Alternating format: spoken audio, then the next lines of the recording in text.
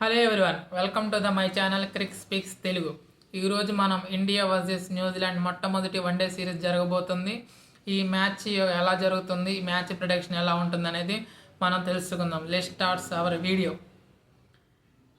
One day series అనగానే మనకు గుర్తొచ్చేది, మనకి ఇప్పుడున్న జనరేషన్లో వన్డే క్రికెట్కి ఆదరణ తగ్గిపోతున్నా కానీ ప్రజెంట్ వన్డే క్రికెట్ ఇంకా బతికి ఉంది అనడానికి కారణం ఇద్దరు ప్లేయర్లు. వాళ్ళే రోహిత్ శర్మ అండ్ విరాట్ కోహ్లీ. వీళ్ళ కోసమైన వన్డే సిరీస్ చూడాలని ప్రేక్షకులు ఎంతో ఎదురు చూస్తున్నారు. కనుక వీళ్ళు 2027 వన్డే వరల్డ్ కప్ దృష్టిలో పెట్టుకొని వీళ్ళు మ్యాచ్ ఆడతారా లేదా అనేది ఈ యొక్క వన్డేలను బట్టి వాళ్ళు చూసుకోవాలి. కనుక 2027 కొత్త సంవత్సరంలో న్యూజిలాండ్కి కానీ మరియు మన ఇండియాకి కానీ మొట్టమొదటి వైట్ బాల్ సిరీస్. ఈ యొక్క నూతన సంవత్సరం ఇండియా ఏ విధంగా ప్రారంభిస్తుంది, బోని కొడుతుందా లేదా అనేది ఈ యొక్క మ్యాచ్లో తెలుసుకుందాం. మ్యాచ్ అనేది మనకి వదోదర స్టేడియంలో బరోడా క్రికెట్ అసోసియేషన్ గ్రౌండ్లో మ్యాచ్ జరుగుతుంది. ఈ మ్యాచ్కి సంబంధించి మనకి ఇండియన్ టీము ఈ మధ్య రీసెంట్గా స్క్వాడ్ని అనౌన్స్ చేశారు. దాంట్లో మన కెప్టెన్ అంటే మన వన్డే ఫార్మాట్లో నెంబర్ 1 ర్యాంక్లో ఉన్న శుభ్మన్ గిల్ మళ్ళీ మనకి రిటర్న్ వస్తున్నాడు. నెక్ ఇంజురీ కారణంగా సౌత్ ఆఫ్రికా సిరీస్లో అతను ఇంజూర్ అయ్యాడు కాబట్టి మధ్యంతరంలోని సిరీస్ నుంచి వెళ్ళిపోయాడు. కనుక అతను వన్డే సిరీస్ కూడా ఆడలా సౌత్ ఆఫ్రికా సిరీస్తో. కాబట్టి అతను నెక్ ఇంజురీ కారణంగా రెస్ట్ తీసుకొని మళ్ళీ ఇంజురీ తర్వాత మన టీంకి వస్తున్నాడు. అలాగే అతను కెప్టెన్ కూడా. సో అతని కెప్టెన్గా అతను ఎలా టీంని నడిపిస్తాడు, అలాగే ఒక ప్లేయర్గా అతను ఫామ్ని ఎలా అందుకుంటాడు అనేది మనం చూడొచ్చు. T20 సిరీస్లో అతన్ని ఓపెనర్గా పంపి చాలా తప్పు చేశారని బీసీసీఐ వాళ్ళు అలాగే సెలక్షన్ వాళ్ళు చాలా భావించారు. కనుక అతను T20 ర్యాడర్లో అతను లేడు. వన్డే సిరీస్లో అలాగే టెస్ట్లో అతను ఎప్పుడు నెంబర్ 1 ప్లేయర్గానే ఉన్నాడు. అలాగే అతని స్టాట్స్ కూడా చాలా బాగుంది, అతని యావరేజ్ కూడా చాలా బాగుంది. సో కెప్టెన్గా శుభ్మన్ గిల్ అలా అతని టీంని ఎలా నడిపిస్తాడు అనేది మనం చూడాలి. అలాగే వైస్ కెప్టెన్ శుభ్మన్ గిల్కి డిప్యూటీగా ఉన్న శ్రేయస్ అయ్యర్ రెగ్యులర్ డిప్యూటీ. అతను ఇంజురీ కారణంగా అతను సౌత్ ఆఫ్రికా సిరీస్ కూడా అతను సెలెక్ట్ కాల. అతని ప్లేస్లో రుతురాజ్ గైక్వాడ్ సెలెక్ట్ అయ్యాడు. రుతురాజ్ గైక్వాడ్ అక్కడ సెంచరీ చేసినా కూడా నెంబర్ 4 వన్డే సిరీస్లో నెంబర్ 4 బ్యాటర్గా శ్రేయస్ అయ్యర్ ఎంతో మంచి ప్రదర్శన చేశాడు. అతను చాలా విజయాలు అందించాడు కూడా. అతని యావరేజ్ కూడా చాలా బాగుంది. అలాంటి ప్లేయర్ మళ్ళీ వచ్చాడు కాబట్టి రెగ్యులర్గా అతను నెంబర్ 4 బ్యాటర్ కాబట్టి రుతురాజ్ సెంచరీ చేసినా కూడా సెలక్షన్ కమిటీ అతన్ని పక్కన పెట్టి శ్రేయస్ అయ్యర్కి మళ్ళీ ప్లేస్ ఇచ్చాడు. అతను సబ్జెక్టు ఫిట్నెస్ కింద ఈ యొక్క టీంలో అతను జాయిన్ అవుతాడు. అలాగే మ్యాచ్ కూడా ఆడతాడు. అలాగే వన్డే సిరీస్ అన్నాక మనకి రెగ్యులర్ ప్లేయర్స్ ఉండే కేఎల్ రాహుల్, రిషబ్ పంత్ వీళ్ళిద్దరు వికెట్ కీపర్స్గా ఉన్నారు. అలాగే బ్యాకప్ ఓపెనర్గా యశస్వి జైస్వాల్ ఉన్నాడు. మనం అనుకోవచ్చు రుతురాజ్ గైక్వాడ్ ఎందుకు టీంలో లేడంటే యశస్వి జైస్వాల్ రుతురాజ్ కంటే ముందే మన యొక్క ఓపెనర్ కేటగిరీలో ఉన్నాడు.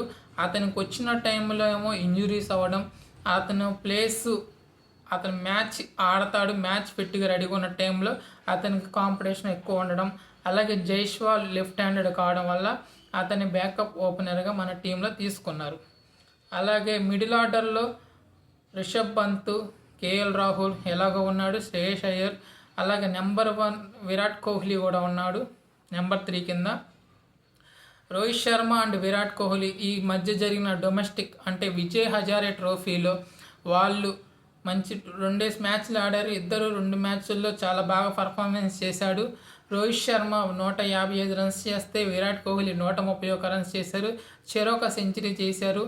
అది వన్డే సిరీస్, వీళ్ళు వన్డే సిరీస్ ఒక్కటే ఆడుతున్నారు కాబట్టి డొమెస్టిక్ క్రికెట్ ఆడాలనే ఒక రూలుతో, అలాగే 2027 వన్డే వరల్డ్ కప్ దృష్ట్యా వాళ్ళ యొక్క ఫిట్నెస్ లెవెల్ నిరూపించుకోవడం కోసం అతను డొమెస్టిక్ క్రికెట్ ఆడారు. వాళ్ళు కూడా మంచి ఫామ్లో ఉన్నారు.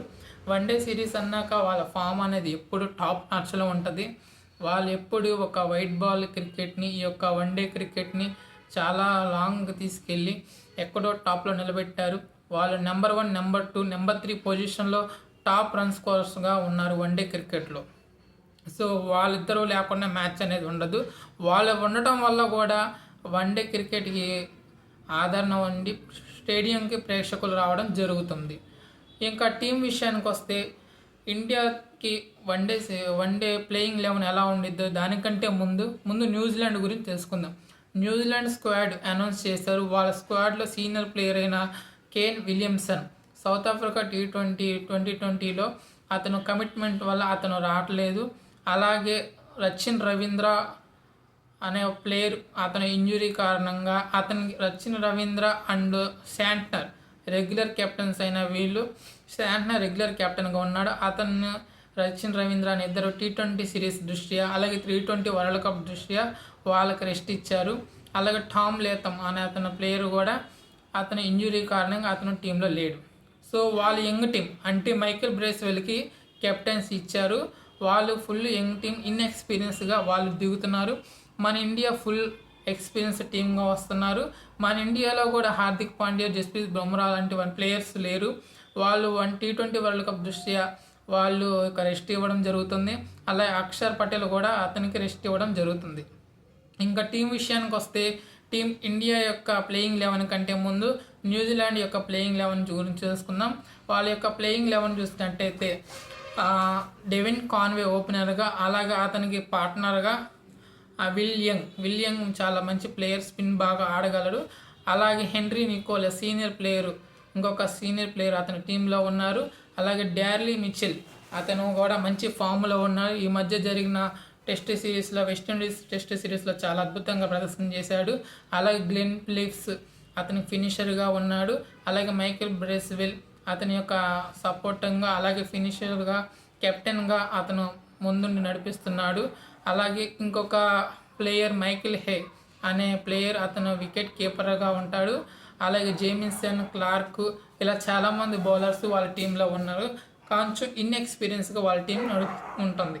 అలాగే మన ఇండియన్ టీం ప్లేయింగ్ 11కి వచ్చేసైతే యాజ్ యూజువల్గా శుభ్మన్ గిల్, రోహిత్ శర్మ, విరాట్ కోహ్లీ, శ్రేయస్ అయ్యర్ ఈ నెంబర్ టాప్ 4ని ఫిక్స్ చేశారు. ఇది కదిలించడం అనేది మళ్ళీ జరగదు. ఇంకా టాప్ 4 ఫిక్స్.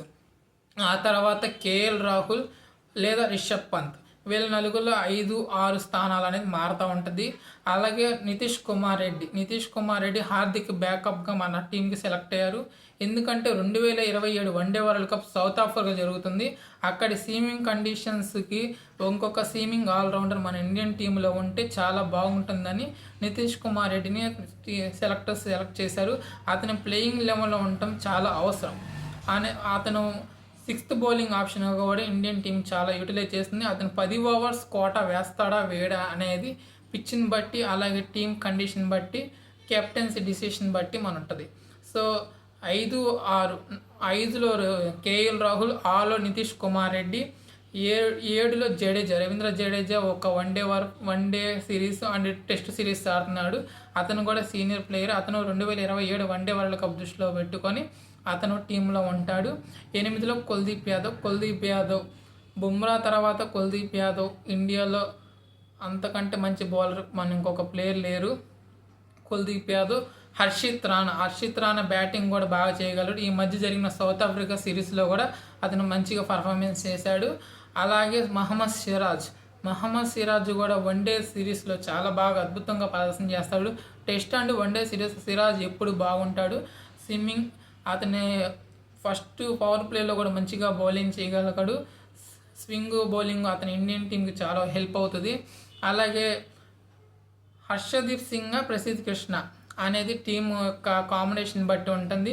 పిచ్ ఎలా బిహేవ్ చేస్తుంది, బౌన్సీ ట్రాక్, అలాగే స్వింగింగ్ కండిషన్ అలా పిచ్ అనేది ఒక టీంని టాస్ తర్వాత మనకు తెలుస్తుంది ఎవరు ఉంటారనేది.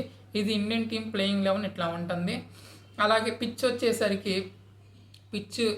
ఈ యొక్క పిచ్లో ఎప్పుడో పాతకాలం 2010లో ఒక India versus New Zealand one day series జరిగింది.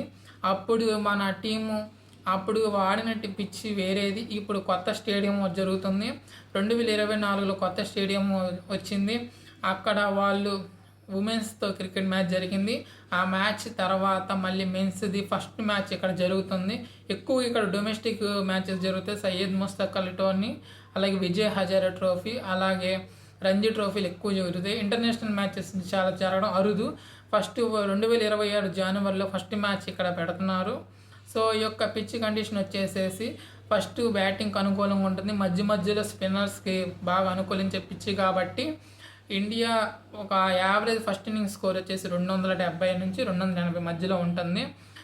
టాస్ గెలిచిన వాళ్ళు ముందుగా ఫీల్డింగ్ ఎంచుకుంటారు, ఎందుకంటే సెకండ్ ఇన్నింగ్స్లో డ్యూ ఉంటుంది కాబట్టి మన ఇండియా టాస్ గెలుస్తుంది అనేది మనం చెప్పలేము, అది మన చేతిలోనే కూడా లేదు. సో మ్యాచ్ అనేది ఎలా ఉంటుంది అనేది మనం చాలా ఇంట్రెస్ట్గా చూడవచ్చు. రోహిత్ శర్మ అండ్ విరాట్ కోహ్లీ అదే ఫామ్ని కంటిన్యూ చేస్తారా అనేది చూడాలి. శుభ్మన్ గిల్ కూడా అతను అన్ని ఫామ్లోకి రావాలని కోరుకుంటారు. శ్రేయస్ అయ్యర్ కూడా వీళ్ళు నలుగురు మంచి ఫామ్లోకి వస్తే మన 2027 వన్డే వరల్డ్ కప్కి ఎటువంటి దిగులు లేకుండా ఉంటుంది. సో ఈ మ్యాచ్ ఎవరు గెలుస్తారనేది మీరు కామెంట్లో చేయండి. ఈ యొక్క మ్యాచ్ వీడియో నచ్చినట్లయితే మీరు వీడియో లైక్ చేయండి అండ్ షేర్ చేయండి అండ్ సబ్స్క్రైబ్ చేయండి. Thank you, by.